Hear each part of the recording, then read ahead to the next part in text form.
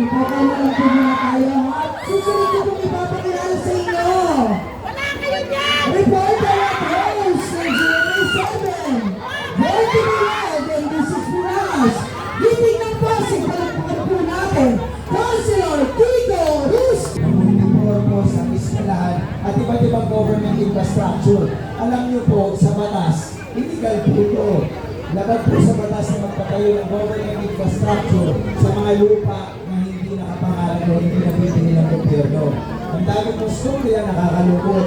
Mga nakamatayan na ng lola nila, nakamatayan na ng mga magulang, ilang administrasyon na naghahabol ng mga anak, never nakamit yung hostisya. Kaya sabi ni Mayor Vico, Ang susunod na magsasalita, ang kakampi ng pag-asa. Giting ng Pasig, palagpakan po natin. Vice Mayor Dodo Jaworski. Magandang umaga sa ating lahat. Good morning! Talagang napagod po ng morning. Alam niyo bakit? Napakainit ang buong barangay Sagad sa buong giting ng Pasig. Kaya maraming salamat po. Kanina po nga, nangangamay po ako. Sabi niyo sa nanay, sabi ko, Nay, kung pwede yung hindi support sa inyo. Sabi niyo sa akin, syempre pwede naman. Kasi puro poster na kalaban yung gate niyo. Sabi niya, huwag mo pansinin yan. Sila lang nagkabit yan. Diba straight giving kami.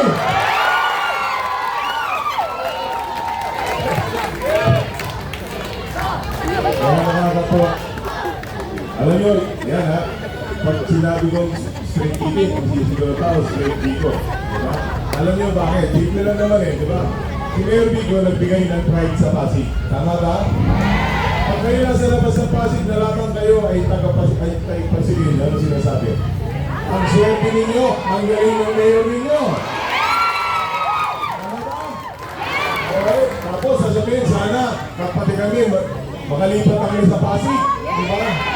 Eh, hanggang na Amerika eh. May award si Mayor Vico. Anti-corruption champion, Mayor Vico! Pinagmamalaki natin, di ba? Pinagmamalaki natin si Mayor Vico. Kaya nga po, medyo ang masakit, dahil sa politika, ang dami yung mga lumalabas na fake news. Ang dami yung mga kwento na alam natin hindi totoo.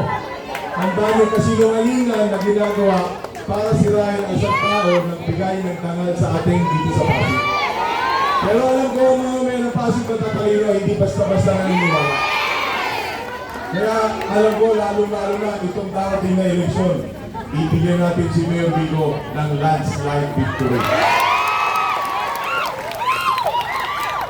At ang totoo naman, tumingin po si Mayor Vico sa isang plataforma ng malinis na pag-gobyerno na tinatawag pong good governance.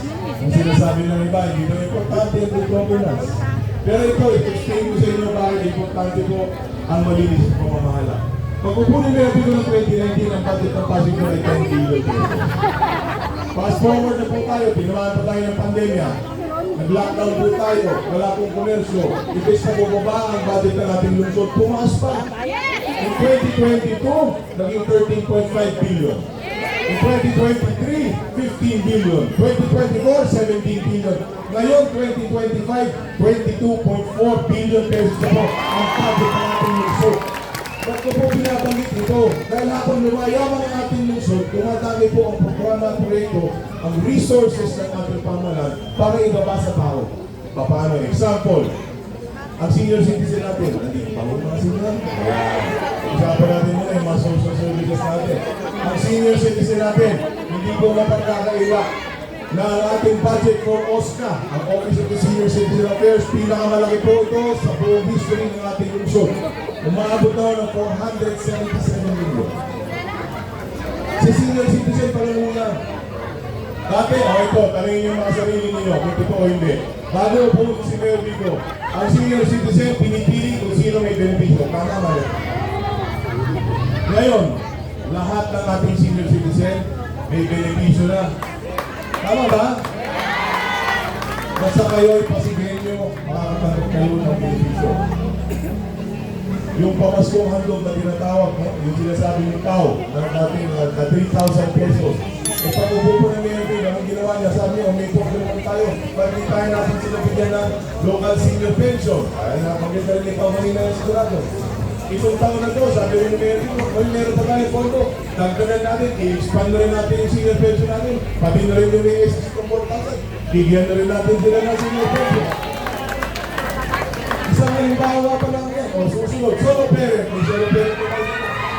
Ang mga solo parents natin, alam naman po natin, ha? Sa Pasig, ang Pasig ay isa sa 5 na syudad sa buong Pilipinas na nag-implement ng Solo Parent Act na nagbibigay ng suporta, 1,000 pesos naman yan ang tatanggap ng ating mga solo parents. No? At dito sa Pasig, ang solo parents po natin, binirespeto natin. Ang solo parents natin, minamahal at inaarugan ng ating pamamahala. Hindi po natin dapat binabastos. Sama!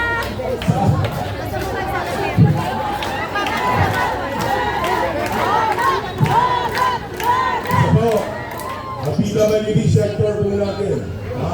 Nakita ulit, nakita po ni Mayor Rigo, may pondo pa tayo, ba't di natin alagaan yung ating mga PWD? Nakasalang na po sa ating City Council, malapit pa rin namin ipasa yung ating bedridden PWD. Magkakaroon namin kayo ng social pension itong taon na ito. Ulitin ko, lahat ng mga ito kailangan ko ng pondo. Dahil lumayaman natin lungsod, dumadami ang programa. Lipat naman tayo sa edukasyon. Education. Bakit education? Kasi kami po'y naniniwala na ang tao ay dapat bigyan ng sapat na kaalaman para magkaroon ng mas magandang kinabukasan. Wala ibang shortcut sa buhay. Ako po magsasabi sa inyo na kahit anong bigay ng ating pamahalaan, hindi po magiging sapat para yumaman tayo. Ngayon, nagkakalat ang ayuda, di ba? Ang ayuda, ano bilas? Ba't niya natawa? Marami kang bilas dito? Pati grocery? Ba't sabi ng iba, sawang-sawa na daw sila sa lugaw? Ano ba yung sabihin mo? Bago pa ng eleksyon, meron kang bigas, grocery at lugaw? Pero ito po mga kaibigan, wala akong kasama, no? Kapag meron pong ganyan konting biyaya. Dahil, ano na yan eh, sabihin na natin, sabi nga ng iba, mahirap daw talikuran ang biyaya. Pero wala pa akong kilala na tao o pamilya na gumandang buhay dahil lamang sa ayuda. Tama ba? Kaya, ang ayuda ngayon meron, bukas wala na. Pero ang dami ko nakausap dito sa Sagad eh. Ang sabi sa akin, Vice, nagkalat ang taga-sito pero huwag kayo mag-alala. Hindi binibenta ng taga-Sagad ang kanilang boto.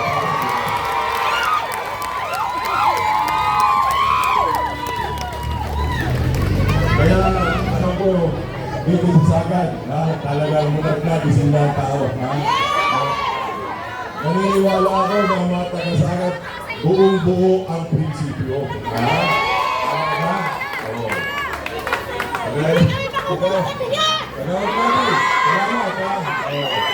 Ngayon, mga kaibigan, kakalimutan ko sa information. Kakalimutan ko tuloy sa sabihin. Nabalik lang yung ayuda eh, nakalimutan ko. Balik tayo sa information. Okay. So, 2 weeks ago, nandyan po ako sa nagpayong kami. Nasa nagpayong po kami. May lumapit po sa akin, sabi niya, Vice, ako yung dating leader mo, yung tumakbo kong mayor ng 2007. Kasi lumaban po tayo lang. Dahil sayang, hindi ka na maupo doon. Kaya lang masakit, kami yung anak ko, scholar ng PNP. Nung natalo tayo, tinanggal yung aking anak bilang scholar. Wala medyo masama akong kwento, makakaiyak po yung kwento, nakakadugo po ng puso. Pero sabi ko nga, marunong naman ang Diyos. Kasi noong 2019, ginawa na yung Mayor's Mayor dito. At totoo lang naman, marami rin nangamba nun kasi may mga scholar din ng araw. Di ba? Na baka magpalit ng administrasyon, ipakaramya, mag-handle ng mga scholar. Pero, ang tanong, anong ginawa ni Mayor noong 2019?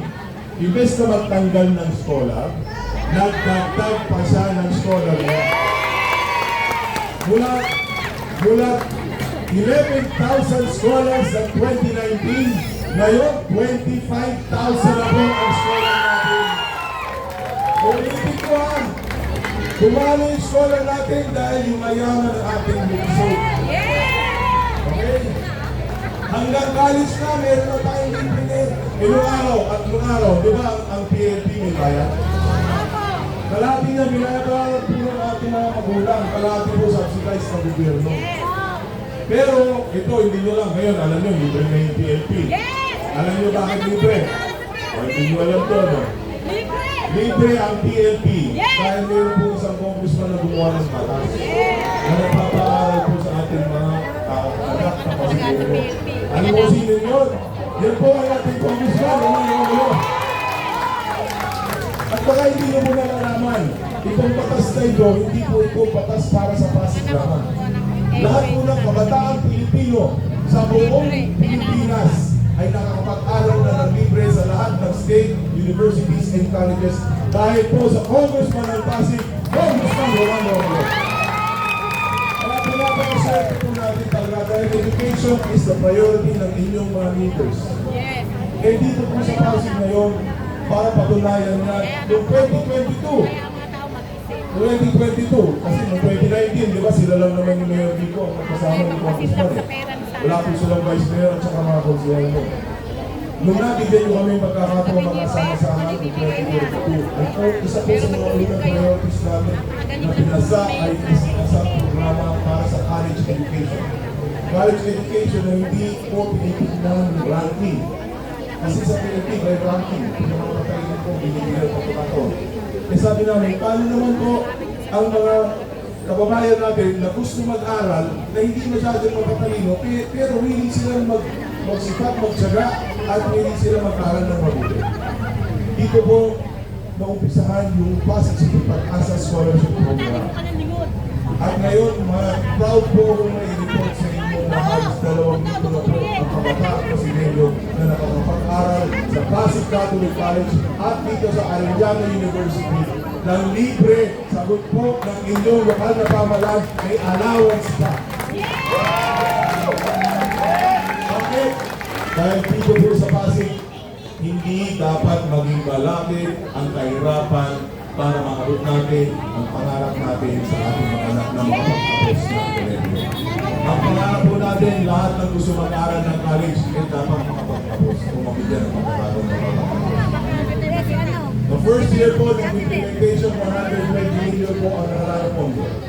Yung first year, magiging second year. So magdadoble po 240. Yung second, magiging third year. Magdadagdag pa tayo, magiging 360. So hanggang maging fourth year, 480 million. Halos kalahating bilyong piso po. Almost half a billion pesos ang nakaraan na pondo para po sa Pag-asa Scholarship Program. Ito po ang tanong ko sa inyo, maghanap kayo ng ibang lungsod na nagbibigay ng ganyang kalaking prioridad para lang makapagtapos ang ating mga kabataan. Wala na po iba. Ito na po ang pinakamalaki, isa sa pinakamalaking college scholarship program, private college scholarship program sa buong Pilipinas. Why? Dahil po kami naniniwala na pag makapagtapos ang inyong mga anak, mas malayo ang makarating niya mula sa Pilipinas. Kaya pag-uusapan po nito yung kanyang education pathways. Ito po ang gagawin natin priority sa susunod na pagkakataon. Kung bibigyan niyo kami ulit ng tiwala. Alam naman po natin, hindi naman po ang lahat ng ating kabataan ay ready o college ready.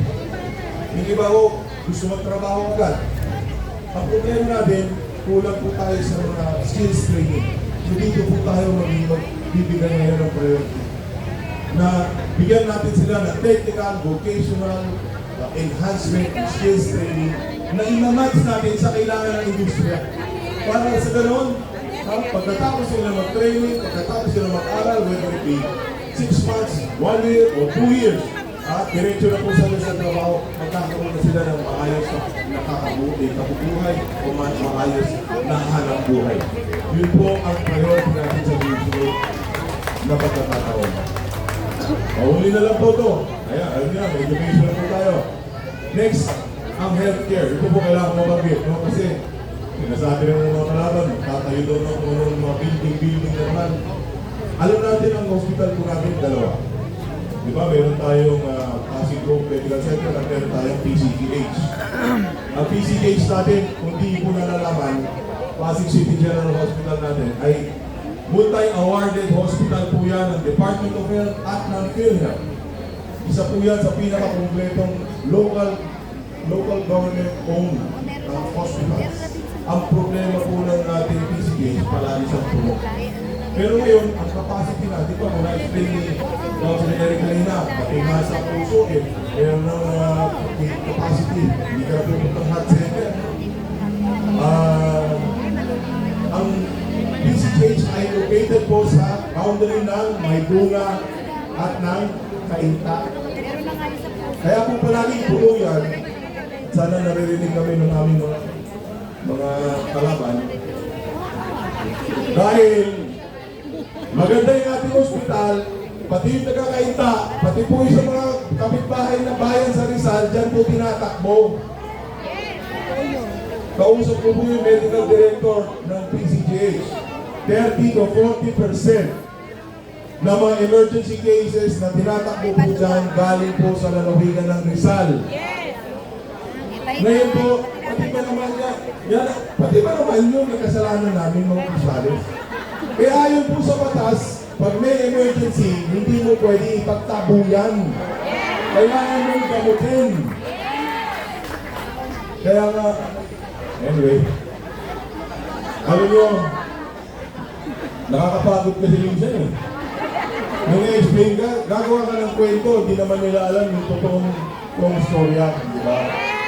So anyway, noong 2022, anong ginawa ni Mayor Vico? 2022 pa, nalaman na po namin yan. Sabi ni Mayor Vico, anong gawin na natin? Imbis na magtayo tayo ng ospital o expansion na naman tayo. Basta tuloy-tuloy upgrade natin ng PCGH. At the same time, yung ating children's hospital, gawin na natin siya ng isang general hospital pa. So noong 2023, naglaan po ng pondo upon the instruction ni Mayor Vico ang ating City Council ng 350 million pesos para po i-upgrade ang ating Pasig Hope. Ngayon, Pasig Hope Medical Center na. Mula 60 bed capacity lang po yan. Ngayon, doble na po, 120 bed capacity na siya. Dito yun po sa Kabayanan, kung hindi nyo alam, mas malapit po sa inyo. Kaya hindi, sinasabi pa lang ng mga katunggali namin, gusto na magtayo, eh ginagawa na po natin. Diba? Kaya, sana maging mapanuri po tayo, no? Maging mapanuri. Ang healthcare po natin, para alam nyo, ang nakalaan na pondo po para sa healthcare natin is 5 billion pesos a year. Alam niyo bakit? Kasi dito lang sa Pasig, isa tayo sa mga unang lungsod sa buong Pilipinas na highly compliant sa Universal Healthcare Law. Meron po tayo yung tinatawag na no balance billing. Pag kayo ay taga-Pasig, na ospital kayo sa ospital ng ating lungsod, lalabas kayo ng ospital, ang city po ang magbabayad, wala kayong gastos. So mga kaibigan, yan, na-explain ko na. Ulitin ko, paano nangyayari na kaya gumastos ang ating lungsod sa mga programang katulad na ito? Dahil po yung mayaman ng ating bayan.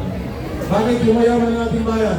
Yung araw kasi, nung araw, magbabayad ka ng 100, sasabihin sa'yo, Nay, yung 100 mo, makakatibig ka ng 40, 60 na lang bayad mo. Yung 30, may resibo. Yung 30, isama na lang. Yan. Ganun po ang style ng araw. Tinanggal po ni Mayor Vico na. At ginawa niya paano? Sa Office of the Mayor, inalis niya lahat ng korupsyon. Yung SOP, inalis niya. Kaya ang tao sa ilalim dapat sumunod. Alam niyo, napaka-importante po ng leadership by example. Kasi pag ang mayor corrupt, sasabihin ng vice mayor, teka muna, kung si mayor meron, dapat si vice mayor meron din. Nasabihin mga konsyal, teka muna, kung yung mayor at vice mayor meron, dapat yung konsyal meron din. Eh kung lahat meron, ano ba matitira sa tao? Wala na! Kaya nga dito sa Pasig, iba tayo. Kasi kung tumikitig tayo sa isang gobyerno ng malinis na pamamahala, kaya po yung sinasabi na hindi importante ang good governance, mali po sila doon. pinaka-importante ang good governance.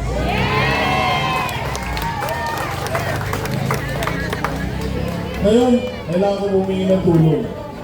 Tulong dahil po sa ating mga konsehal. Nung last election, binigyan nyo kami ng 5 sa 6.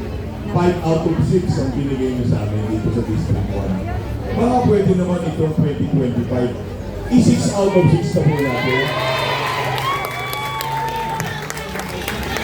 Alam niyo bakit? Ang konsehal po ang gumagawa ng batas. Dati po ang konsehal ginagawa. Pagdating na sa pagsulat ng batas, binibigay na lang.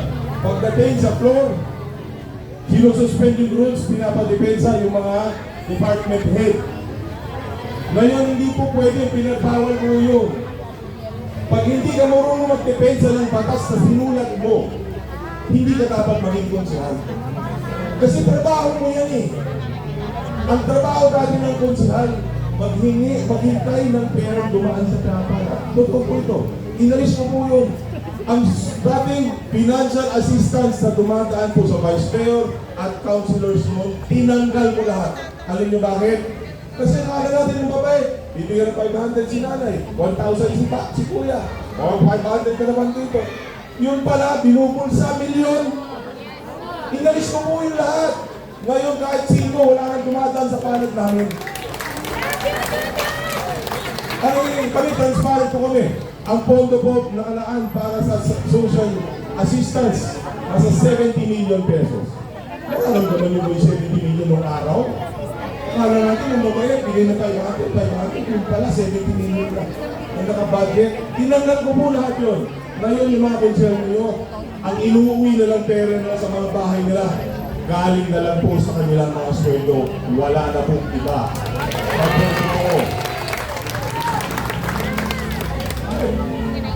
Kaya nga, bigyan niyo po kami ng mga kapintunay at totoo. Na pareho po yung prinsipyo, pareho yung direksyon. Kasi marami po tayong kailangan gawin.